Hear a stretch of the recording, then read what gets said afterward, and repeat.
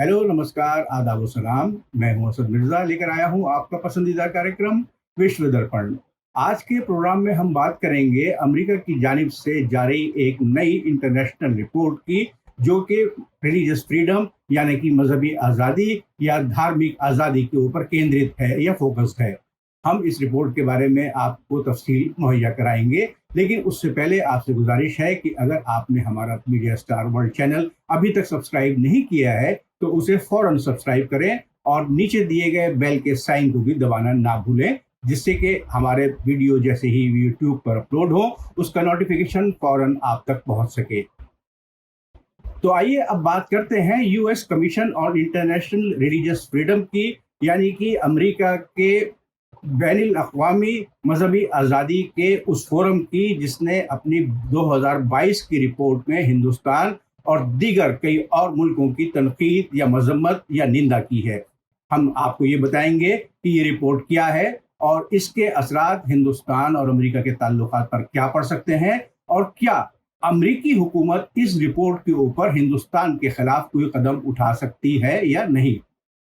तो आइए शुरुआत करते हैं US commission on international religious freedom, यानी कि अमेरिकी कमीशन बराए बैनुल अक़वामी मजहबी आज़ादी या अमेरिका का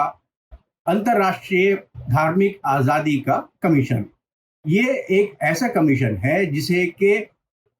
आप ये नहीं कह सकते कि ये हुकूमत का या गवर्नमेंट का कोई इंस्टीट्यूशन या कमीशन है, बल्कि इसमें शामिल 9 मेंबरों को American president, house of representative और सीनेट की दोनों पार्टियां डेमोक्रेटिक और रिपब्लिक मुंतखब करती हैं, और इन लोगों का काम ये होता है कि ये पूरी दुनिया में मजहबी आज़ादी के ऊपर अपनी नज़र बनाए रखें, और जिन मुल्कों में मजहबी आज़ादी के खिलाफ कार्यक्रम हो रहे हैं या प्रोग्राम हो रहे हैं, या वहाँ की हुकूमतें या गवर्नमेंट किसी ख़ास मज़हब के खिलाफ कोई काम कर रही हैं, तो उसको और उसके बारे में तफसील को अपनी रिपोर्ट में शामिल करके अमेरिकी एडमिनिस्ट्रेशन को अपनी रिपोर्ट सौंपे। अब सवाल ये आता है कि क्या अमेरिकी एडमिनिस्ट्रेशन इस कमीशन की रिपोर्ट के ऊपर कोई कदम उठा सकता है या नहीं। इस बारे में जो एक्ट बनाया गया था 1998 में, जिसका नाम है इंटरनेशनल रिलीजियस फ्रीडम एक्ट यानी कि IFRA, उसके मुताबिक इस कमीशन का काम सिर्फ अमेरिकन एडमिनिस्ट्रेशन या अमेरिकन गवर्नमेंट को अपने रिकमेंडेशंस या अपनी रिपोर्ट पेश करना है। उसके बाद इस रिपोर्ट के ऊपर अमेरिकन एडमिनिस्ट्रेशन क्या कदम लेता है, ये उसके ऊपर डिपेंड करता है। आमतौर पर होता यह है कि USCIRF जो अपनी रिपोर्ट में जिन मुल्कों का नाम लेता है उसमें वो 2 तरीके की लिस्ट बनाता है। पहली लिस्ट होती है कंट्रीज ऑफ पर्टिकुलर कंसर्न, यानी कि वो मुल्क जिनके के बारे में खास तशवीश आप मजहबी आज़ादी के ऊपर रख सकते हैं। और दूसरी लिस्ट होती है स्पेशल वॉच लिस्ट, यानी कि उन कंट्रीज या मुल्कों की लिस्ट जिनके ऊपर खसूसी नज़र रखनी चाहिए, क्योंकि वहाँ हालात ख़राब हैं लेकिन अभी इतने ख़राब नहीं हैं कि उनको CPC लिस्ट में शामिल किया जाए। आमतौर पर USCIRF बहुत ज़्यादा मुल्कों या कंट्रीज़ की तादाद अपनी रिपोर्ट में शामिल करता है, लेकिन जब ये रिपोर्ट अमेरिकन एडमिनिस्ट्रेशन यानी कि अमेरिकन प्रेसिडेंट और वहाँ की फॉरेन मिनिस्ट्री के पास जाती है, तो वहाँ का फॉरेन मिनिस्टर और अमेरिकन प्रेसिडेंट इस बात को तय करते हैं कि किस मुल्क के खिलाफ वो CPC के तहत सैंक्शंस या दूसरे इक़दाम शुरू कर सकते हैं। क्योंकि जो स्टेट डिपार्टमेंट है अमेरिका का, यानी कि वहाँ की फॉरेन मिनिस्ट्री, उसको कोई भी फैसला लेते वक्त इस बात का भी अंदाजा रखना पड़ता है कि उस कंट्री के साथ अमेरिका के ताल्लुकात कैसे हैं, उस कंट्री के साथ अमेरिका की जियोपॉलिटिकल रिलेशनशिप कैसी है, उस कंट्री के साथ अमेरिका की ट्रेड रिलेशनशिप कैसी है, और ख़ास तौर पर उस कंट्री की पॉलिटिकल लीडरशिप के साथ अमेरिकन लीडरशिप के ताल्लुकात कितने गहरे हैं या करीबी हैं। और इन सब चीज़ों का एनालिसिस करने के बाद अमेरिकन स्टेट डिपार्टमेंट या वहाँ की फॉरेन मिनिस्ट्री उन कंट्रीज के खिलाफ कुछ इक़दाम उठा सकती है, जिसमें कि कुछ सैंक्शंस भी शामिल होती हैं, लेकिन आमतौर पर ये सैंक्शंस इकोनॉमिक नहीं होती हैं बल्कि दूसरे तरीके की यानी कि कल्चरल सैंक्शंस होती हैं। और इससे ज़्यादा अहम बात ये है कि अगर ये सैंक्शंस किसी तरीके से इकोनॉमिक नहीं भी होती हैं, लेकिन जिस तरीके से अमेरिकन एडमिनिस्ट्रेशन दूसरे मुल्कों को अपनी रिपोर्ट के ऊपर अमल दरामद करने के लिए कहता है, तो जो भी कंट्रीज सीपीसी या कंट्रीज ऑफ पर्टिकुलर कंसर्न की लिस्ट में शामिल होती हैं, उनके खिलाफ इंटरनेशनल लेवल पर या बैनुल अक़वामी सतह पर या अंतर्राष्ट्रीय सतह के ऊपर एक ऐसा माहौल कायम हो जाता है कि उन कंट्रीज को आप अलग थलग कर सकते हैं। ये पहला मौका नहीं है कि हिंदुस्तान का सीपीसी लिस्ट के अंदर नाम आया है। इससे पहले सन 2020 और सन 2021 की अपनी सालाना रिपोर्ट में भी यूएससीआईआरएफ ने हिंदुस्तान को सीपीसी कंट्रीज की लिस्ट में शामिल किया था। और ये 3 साल ऐसे हैं जब इनमें से एक साल डोनाल्ड ट्रंप अमेरिका के प्रेसिडेंट थे और गुज़िश्ता 2 साल में जो बाइडेन अमेरिका के प्रेसिडेंट हैं। डोनाल्ड ट्रंप के भी और जो बाइडेन के भी प्रधानमंत्री नरेंद्र मोदी से काफ़ी करीबी रिश्ते हैं और काफ़ी गर्म जोशी के ताल्लुकात मौजूद हैं, लेकिन उसके बावजूद अमेरिका का ये कहना है कि ये जिम्मेदारी एक सुपर पावर के तौर के ऊपर उसकी बनती है कि वो इस बात को यकीनी बनाए कि पूरी दुनिया में सभी लोगों को अपना मजहब या अपना धर्म मानने के लिए एक ऐसा माहौल दिया जाए जिसमें वो अपने धार्मिक कार्यक्रम या अपने धर्म को लेकर आगे चल सके।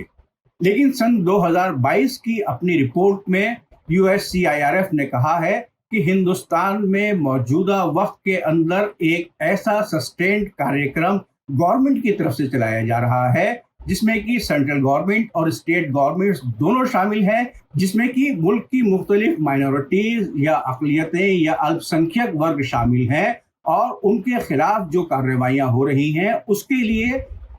हुकूमत हर तरीके की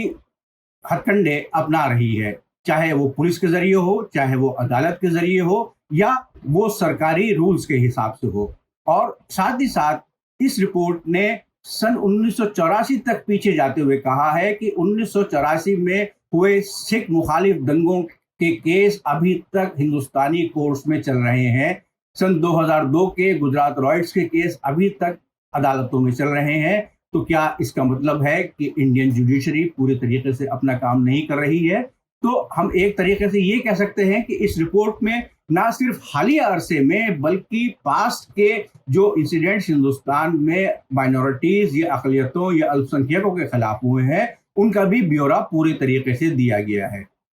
रिपोर्ट ने ख़ास तौर पर इस बात की निशानदही की है कि अभी हाल के अरसे में यूएपीए एक्ट को माइनॉरिटीज़ लीडर्स, इंडिविजुअल्स, ऑर्गेनाइजेशंस के खिलाफ इस्तेमाल किया जा रहा है। उनके अगेंस्ट में एफसीआरए एक्ट का इस्तेमाल किया जा रहा है जिसके ज़रिए उनके ऊपर बाहर से आने वाले पैसे के ऊपर कंट्रोल किया जा सके और साथ ही साथ उन लोगों को ऐसे मुकदमों में फंसाया जा सके जिससे कि बाहर निकलना या बचकर निकलना उनके लिए आसान नहीं हो। यूएससीआईआरएफ की इस रिपोर्ट में कहा गया है कि जिस तरीके से ये पूरा कार्यक्रम हिंदुस्तान में चल रहा है हम उसे एक सस्टेन्ड या प्लान्ड कैंपेन कह सकते हैं, यानी कि पूरे तरीके से सोचा समझा जाना पहचाना एक ऐसा तरीका जिसके ज़रिए आप हिंदुस्तान की माइनॉरिटीज़, अल्पसंख्यकों या अक़लियतों के ख़िलाफ़ एक पूरा कैंपेन चला रहे हैं। और इसके लिए उसने हिंदुस्तानी हुकूमत से अपील की है कि वो अपना रिकॉर्ड इस बारे में बेहतर करे और अक़लियतों के ख़िलाफ़ या माइनॉरिटीज़ के ख़िलाफ़ हिंदुस्तान में जिस तरीके से जो एंटी माइनॉरिटीज़ प्रोग्राम चल रहे हैं उनको ख़त्म करने की कोशिश करे। अपनी रिपोर्ट में यूएससीआईआरएफ ने ख़ास तौर पे कहा है कि हिंदुस्तान में मुसलमानों, क्रिश्चियंस, सिखों, दलितों के खिलाफ स्टेट की तरफ से एक पूरा कैंपेन चल रहा है और ये बहुत ही तशवीश या चिंता का विषय है और हमें ऐसे कार्यक्रम करने होंगे और ऐसी चीज़ें सामने लानी होंगी जिससे कि हिंदुस्तानी हुकूमत अपनी इन कोशिशों को कम करने या ख़त्म करने की कोशिश करे। इस रिपोर्ट में साथ ही साथ हिंदुस्तान के पड़ोसी मुल्कों जैसे कि पाकिस्तान, अफगानिस्तान, बांग्लादेश, برما का नाम भी लिया गया है।